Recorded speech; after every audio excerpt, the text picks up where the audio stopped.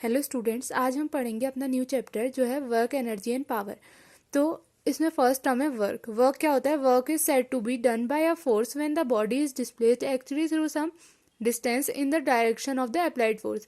माना कोई ऑब्जेक्ट है, उसमें हम कोई फोर्स अप्लाई कर रहे हैं, तो और वो जिस डायरेक्शन में हम फोर्स अप्लाई कर रहे हैं उस डायरेक्शन में उसमें जो डिस्प्लेसमेंट हो रहा है, तो हम उसमें कह रहे हैं कि इसमें वर्क हुआ है। तो जैसे हम ये देख रहे हैं, हमने कोई ऑब्जेक्ट लिया है, ठीक है, इसमें हम इस डायरेक्शन में फोर्स लगा रहे हैं, ठीक है, इसे मतलब हम यहाँ पर खड़े हैं, यहाँ से इसको खींच रहे हैं, तो ये डायरेक्शन है फोर्स की। तो इस डायरेक्शन में ये इसमें कुछ टाइम बाद इसमें डिस्प्लेसमेंट हुआ है। डिस्प्लेसमेंट कितना हुआ है? एस हुआ है। तो अब हम देखेंगे कि सरफेस से ये फोर्स किस एंगल पे है। माना हमने वो एंगल ले लिया थीटा, तो अब इसको कंपोनेंट में डिवाइड करेंगे, तो जो थीटा के साथ का एंगल हो गया, ये क्या हो गया? Cos theta. तो ये हो गया एफ कॉस थीटा। तो ये हो गया एफ कॉस थीटा, ठीक है। तो अब हम लेंगे वर्क क्या हुआ? Force into displacement. फोर्स का कंपोनेंट क्या है? एफ कॉस थीटा, और डिस्प्लेसमेंट हो गया एफ एस। तो क्या हो गया? F cos theta into S. तो F cos theta into S क्या हो गया? एफ एस कॉस थीटा हो गया। तो ये क्या हो गया? एफ जो है एक वेक्टर का वेक्टर है, एफ क्या है? एक वेक्टर क्वांटिटी है, और एस भी जो क्या है, ये भी एक वेक्टर क्वांटिटी है। तो ये क्या हो गया? एफ डॉट एस हो गया, ठीक हो गया। तो डब्ल्यू हो गया एफ डॉट एस। तो इसकी वो क्या होता है? इसका एसआई यूनिट क्या होती है? इसकी एसआई यूनिट होती है जूल। और इसे हम कैसे लिखते हैं? फोर्स की होगी न्यूटन, डिस्प्लेसमेंट हो गया मीटर, न्यूटन मीटर भी इसे कहते हैं, और इसकी एसआई यूनिट होती है जूल। तो अब हम इसकी डायमेंशन देखेंगे। इसकी डायमेंशन क्या होती है? डब्ल्यू की, डब्ल्यू मतलब वर्क हो गया, M L square T minus two हो गई, ठीक हो गया। इसकी डायमेंशन है M L square T minus two. और एक जूल बराबर कितने अर्ग होता है? 10⁻7 अर्ग होते हैं, ठीक है। अब हम देखेंगे नेचर ऑफ वर्क डन। किसी बॉडी पे जो वर्क हो रहा है वो हम कह सकते हैं कि वो पॉजिटिव भी हो सकता है, नेगेटिव भी हो सकता है, और जीरो भी हो सकता है, ठीक है। तो जो वर्क है वो क्या है? पॉजिटिव भी हो सकता है, नेगेटिव भी हो सकता है, और जीरो भी हो सकता है। वो कैसे होगा? देखो, पॉजिटिव कैसे होगा? जैसे ये डब्ल्यू बराबर क्या होता है? डब्ल्यू बराबर होता है एफ एस कॉस थीटा। अब अगर हम 90 की जो ये थीटा है, मतलब कि एंगल है, उसकी वैल्यू अगर हम 90 से कम लेंगे, माना हमने ले ली 45, ठीक है, जो मतलब कि फोर्स लग रहा है वो, इसका एंगल क्या गया? हो गया 45 हो गया। अगर हमने थीटा की वैल्यू माना ले ली, थीटा इज इक्वल टू 45 ले ली, 45 ले ली हमने, ठीक है। तो ये क्या हो गया? 90 से कम हो गया, ठीक है। अब कॉस थीटा की वैल्यू, हमने थीटा की वैल्यू 45 ली है, तो कॉस 45 कितना होता है? 1/√2 होता है, ठीक हो गया। तो जो 1/√2 हो गया, √2 की वैल्यू होगी हमारी कितनी होती है? 1.414।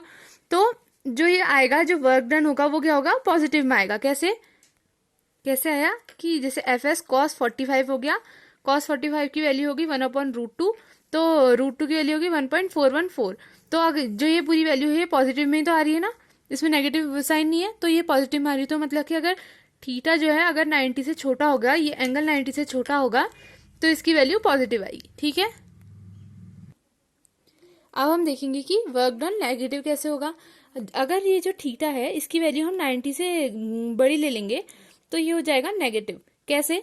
अगर माना हमने थीटा की वैल्यू ले ली 180, 180 की वैल्यू हो गई, 180 की वैल्यू हो गई -1, तो जो हो जाएगा यहाँ पर, हम जैसे देखेंगे, तो हम देखेंगे cos 180 ले लिया, 180 की cos 180 की वैल्यू होती है -1, तो ये हो गया माइनस एफ एस, तो मतलब कि नेगेटिव में आ गया वर्क डन, तो मतलब कि वर्क डन नेगेटिव हो गया। अब जीरो कैसे होगा? अगर थीटा इज इक्वल टू 90 होगा, cos 90 हो गया, cos 90 की वैल्यू होगी 0, तो यहाँ पर cos 90 आएगा, ये 0 हो जाएगा, और 0 से मल्टीप्लाई होगा तो वर्क डन 0 हो जाएगा। तो ये हो गया पॉजिटिव, नेगेटिव और 0 हमने दिखा दिया। अब हम देखते हैं conservation and conservative and non conservative forces. तो कंजर्वेटिव फोर्स क्या होता है? हम इसके वो देख लेते हैं कि कंजर्वेटिव फोर्स क्या होता है, उसके पॉइंट्स देख लेते हैं। कंजर्वेटिव फोर्स क्या होगा? It only depends on the initial and final position of the body. उसके पाथ पे डिपेंड नहीं करेगा ये, ठीक है। कि मतलब किस पाथ से जो है बॉडी मूव करके गई है उस पर डिपेंड नहीं करेगा, बस किस पे डिपेंड करेगा कि वो उसकी इनिशियल पोजीशन क्या थी। जैसे कि इनिशियल पोजीशन ये हो गई और फाइनल पोजीशन ये हो गई, तो मतलब कि इन पे डिपेंड करेगा, ना कि इस पाथ पे कि वो किससे गया हुआ है, ठीक है। और सेकंड ये है कि वो पाथ इंडिपेंडेंट होता है, मतलब कि उन्होंने बता दिया कि वो पाथ पे डिपेंड नहीं करे। अब सेकंड हम देख रहे हैं non conservative forces. Non conservative force क्या होते हैं? कि जो depend on the path followed by the two followed between two positions, मतलब कि उस जिस पाथ से वो गया है, मतलब कि बॉडी मूव कर रही थी जिस पाथ से, उन दोनों की उस पाथ पे वो डिपेंड करेगा। और दूसरा भी दिखा रहा है, क्या कहते हैं, क्या कहा है इसने, पाथ डिपेंडेंट होता है। ठीक हो गया, ये हो गया कंजर्वेटिव और नॉन कंजर्वेटिव फोर्सेस। अब हम सेकंड टर्म देख रहे हैं, पावर। पावर क्या होता है? पावर ऑफ अ पर्सन और machine is defined as a time rate at which work is done by it. Power क्या होती है? कितने टाइम में वो जो time rate at which work is done by it. कोई मशीन या इंसान है जिसके बाद उसका टाइम रेट है जितने में उसने वर्क डन कर लिया है, तो उसे कहते हैं उसकी पावर। तो पावर हमने यहाँ पर दिखाया है। पावर क्या होता है? रेट ऑफ डूइंग वर्क, मतलब कि वर्क जो है, मतलब हमने कोई वर्क किया, वो कितने टाइम में किया है, उसका जो रेट होगा वो कहलाएगा पावर। तो पावर हमने क्या दिखाया? DW हो गया वर्क डन, मतलब कि हमने एक छोटी अमाउंट ले रखी है, ठीक है, वर्क डन की, तो ये हो गया DW। और टाइम टेकन क्या हो गया? DT। तो हो गया DW/DT। अब हमें पता है कि वर्क क्या होता है? F/S होता है। तो हमने स्मॉल अमाउंट लिया है, तो DW हो गया, F तो हो ही जाएगा, लेकिन डिस्प्लेसमेंट की भी हमें स्मॉल अमाउंट लेनी पड़ेगी, तो ये हो जाएगा DS। ठीक हो गया। अब इस DW की वैल्यू हम यहाँ पर रखेंगे, तो P=F और ये DS और अपॉन DT। DS/DT हो गया V, तो P हो गया F/V। मतलब कि this power can be expressed as the dot product of force and velocity. ठीक हो गया। डॉट प्रोडक्ट है ये किसका? वेलोसिटी और फोर्स का। ठीक हो गया। इसकी डायमेंशन क्या होती है? ml² T-3। इसकी यूनिट क्या होती है पावर की? जूल पर सेकेंड। ठीक हो गया। जूल मतलब कि जो वर्क है उसकी यूनिट हो गई जूल, और टाइम की हो गई सेकेंड, तो जूल पर सेकेंड। अब हम एक और वो लेते हैं इसकी यूनिट क्या, अगर जैसे कोई पावर है, हम बहुत ज्यादा अमाउंट की पावर है, तो उसे हॉर्स पावर में लेते हैं। जैसे कि हमारे घर में पानी वाली मोटर होती है ना, तो वो किस में आती है? हॉर्स पावर में आती है, क्योंकि इसमें बहुत ज्यादा पावर की होती है ना वो, इसलिए। तो एक हॉर्स पावर कितना होता है? 746 वाट। ठीक हो गया। एक हॉर्स पावर इज 746 वाट। अब अगला हम देखेंगे, थर्ड टर्म था एनर्जी। एनर्जी क्या होती है? Energy of a body as a capacity और ability of the body to do the work. मतलब कि किसी काम को करने के लिए क्या कितनी कैपेसिटी है, कितनी एबिलिटी है उसमें उस काम को करने के लिए, तो वो कहलाती है उसकी एनर्जी। मतलब कि हमें कितनी, मतलब जैसे कि हम कोई काम कर रहे हैं ना, तो हम कहते हैं कि इसमें तो एनर्जी नहीं है, ये कितना स्लो काम कर रहा है, मतलब कि उसमें कितनी कैपेसिटी है उस काम को कर सकने की। कोई जैसे अगर कोई हेल्दी इंसान होगा, तो वो किसी काम को कर रहा होगा, तो उसमें वो बहुत ज्यादा तेजी से उस काम को करेगा। लेकिन कोई बहुत ही वीक इंसान होगा, तो वो उस काम को बहुत ही स्लो करेगा ना, तो वो उसकी एनर्जी होगी। वो यहाँ पर भी दिखाई है, एनर्जी ऑफ अ बॉडी। मतलब हम जैसे पर्सन लिया था एग्जाम्पल में, कोई पर्सन है, तो energy of a body as the capacity और ability of a body to do the work. मतलब कि किसी काम को करने की उसकी कैपेसिटी एबिलिटी क्या कहलाती है? उसकी एनर्जी कहलाती है। तो ये एक स्केलर क्वांटिटी होती है। जो एनर्जी होती है उसकी डायमेंशन क्या होती है? ml² T-2 होती है। The dimension of energy are the same as the dimension of work, which is ml² T-2। और इसकी यूनिट क्या होती है? जूल या फिर अर्ग। और एक अर्ग इज टू कितना होता है? 10⁻⁷ जूल होता है। अब हम नेक्स्ट देखेंगे work energy theorem. Work energy theorem क्या होता है? According to this principle, work done by net force in displacing a body is equal to changing it in kinetic energy of the body. मतलब कि अगर हम किसी body पे कोई काम कर रहे हैं, तो उसमें जितना कोई फोर्स लगा रहे हैं किसी बॉडी पे, तो उसमें जितना डिस्प्लेसमेंट होगा वो किसके इक्वल होता है? Change in its kinetic energy. ठीक हो गया। तो मतलब कि in other words, the amount of energy transferred in a body is always equal to the amount of work done on it. मतलब कि किसी बॉडी में जो काम किया जा रहा है, वो उसके किसके एनर्जी में जो ट्रांसफर, तो वो किसके इक्वल होता है? The amount of energy transfer in a body. मतलब कि किसी बॉडी में कितनी एनर्जी ट्रांसफर हो रही है, उतना ही अमाउंट उसका किसके इक्वल हो जाएगा? उसके वर्क डन के इक्वल हो जाएगा। ठीक हो गया। अब let us consider a mass of a body is m। u is its initial velocity, मतलब ये initial velocity of the body। f is equals to force applied on the body along its direction of motion। a is equals to acceleration produced in the body and v is equals to final velocity of the body after t second. मतलब कि t second के बाद पहले initial velocity थी उसकी u और t second के बाद उसकी वेलोसिटी हो गई फाइनल वेलोसिटी v, जो कि हमने यहाँ पे दिखाई है initial velocity u, final velocity v, उसका mass of a body m, applied force F और acceleration A।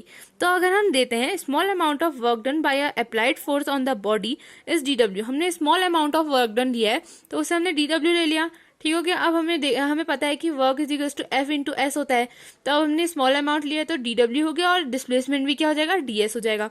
DW is equal to F DS हो गया, so DW is equal to F DS हो गया, ठीक हो गया। DW is equal to F DS। अब हमें पता है कि force is equal to mass into acceleration होता है, हमने पहले पढ़ा था, तो F is equal to MA हो गया।